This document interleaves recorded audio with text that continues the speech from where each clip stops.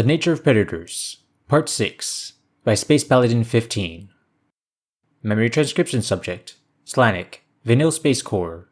Date, Standardized Human Time, August 21st, 2136. The first humans to appear on a Vanille broadcast were concealed by a vac suit and did not speak a word.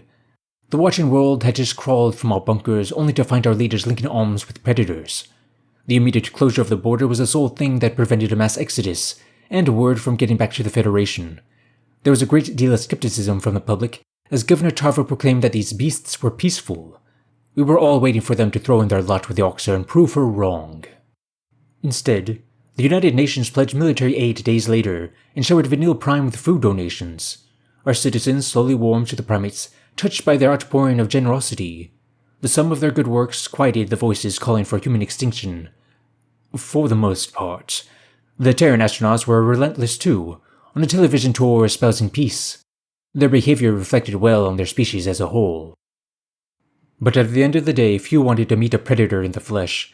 As human volunteers took to the stars, the scientific communities of two worlds worked to smooth over our first interactions. We found ourselves inundated by Terran entertainment, granting us a peek behind their bestial exterior. The first literature Earth shared with us was Frankenstein, which I'm pretty sure was a thinly veiled analogy. How do you convince the world that you're not a monster, when they decide with a single glance? The scientists decided it would make a difference mentally for us to bond, to see them as people. A program was launched to talk to a human via text chat, no videos or images. Their appearance was the stuff of nightmares, so it was easier to start without that in mind. Out of morbid curiosity and perhaps some pity for Frankenstein's wretch, I had volunteered. The human I spoke to was named Marcel. He was a soldier with a dry sense of humor, a passion for environmental causes, and a philosophical mind. Against the odds, I liked him. We became inseparable. I confided my deepest thoughts, and learned a great deal about Terran life in return. We finally docked. God, that was terrifying. Marcel texted. Longest 4 hours of my life. It'll be worth it. I'm excited to meet you, I replied. Me too, bud. I know it won't be easy for you. If you need space, or it's too much, please, tell me. I will. After weeks of distant communication, the final phase was exposure therapy. The plan was for us to room with our human counterpart for several days. I would be alone with the predator, with no escape. They said once you got past the first few hours, the nerves will settle down. We needed to get used to the humans, if they were ever to be accepted. What do you think I'll look like? Marcel asked. In your head. I don't know. I try not to think about it. Why not? You know what humans look like from TV. Well, it's weird to think that you're a predator, that you look at a dead animal and all that blood and guts and think, hey, that's food. I'm a vegetarian, Slanik. I'm not applicable. Not you specifically. I mean humans in general. The fact that you're wired to think that's appetizing, to kill other animals for a meal. It's not like that, but it's just evolution. Biology sucks. It does. I guess I'll know what you look like soon, Marcel. Yep, only a face a mother could love. I snorted, amused in spite of myself. The clicking of boots down the hall meant the humans were in the building. There were mere seconds to brace myself. I switched off my holopad and tried to regulate my breathing. We were allowing enough of them in to handily overtake the space station if they were to try. These were social predators, so perhaps encouraging them to travel in packs wasn't the best idea. The door swung open. I was flabbergasted by the imposing wall of muscle that entered. Something deep in my subconscious howled at the sight of a predator, blocking my only escape route. Startling hazel eyes scanned my figure, and my breath hitched in my throat. Marcel's lips twitched for a moment, and I could tell from how he pursed them he didn't want to smile.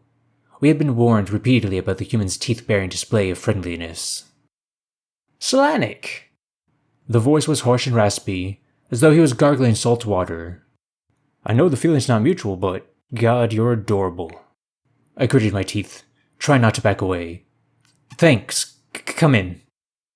The human saw that I had set my belongings on the bottom bunk, and tossed his duffel bag on top. Well, this isn't too bad, I thought. There had been no sudden movements, and he was keeping his distance. And he didn't have razor teeth of the Arxer. With his back to me, I couldn't see his piercing eyes. All positives.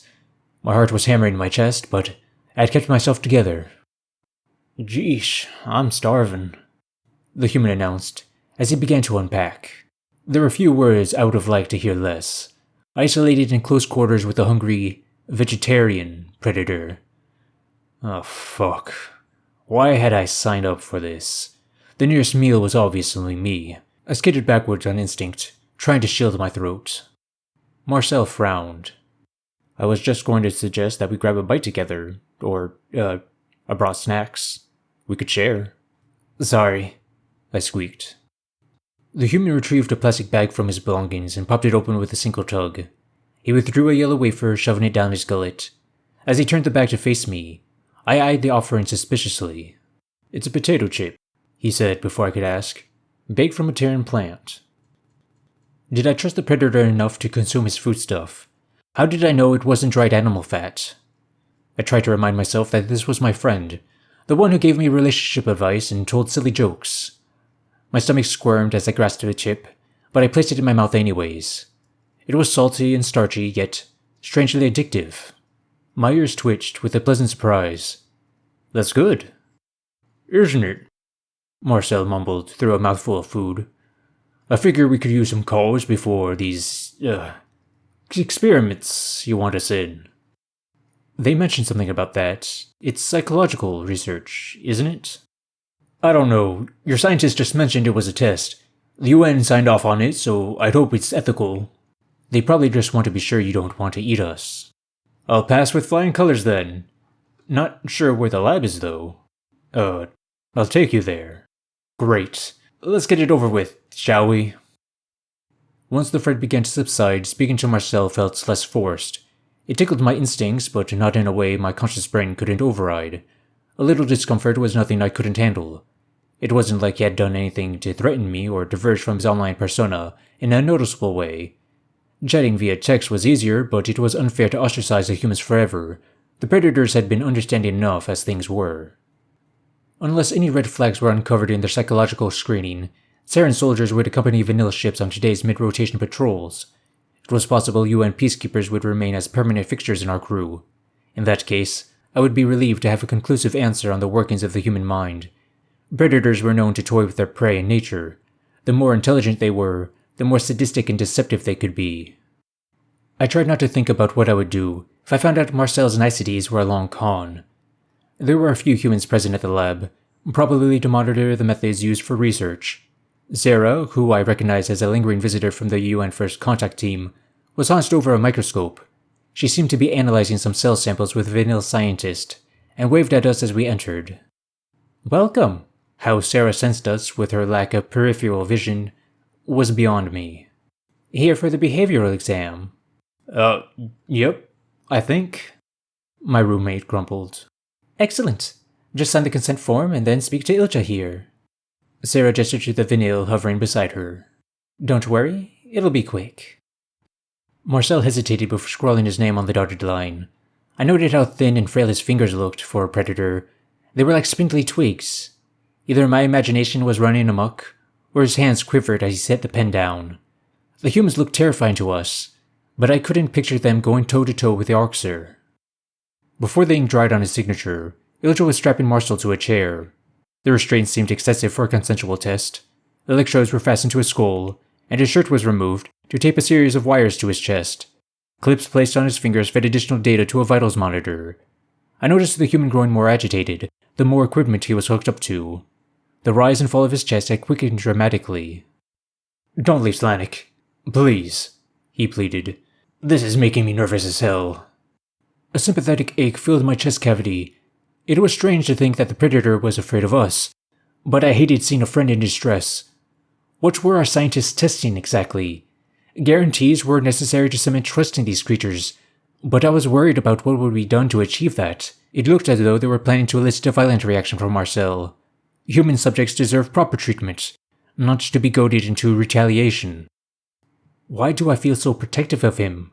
I mused. I haven't known him that long. It's going to be okay, Morse. I waved my tail reassuringly. They won't hurt you, I promise. The human furrowed his brow. But you'll stay. Of course. I'll be here. Marcel relaxed. The twinge in my chest deepened. The sentiments I felt in this moment suggested that, despite the inherent risk, it was possible to grow attached to a predator. Whether humanity was sincere in its friendship, or if that was a one-sided delusion, remained to be seen.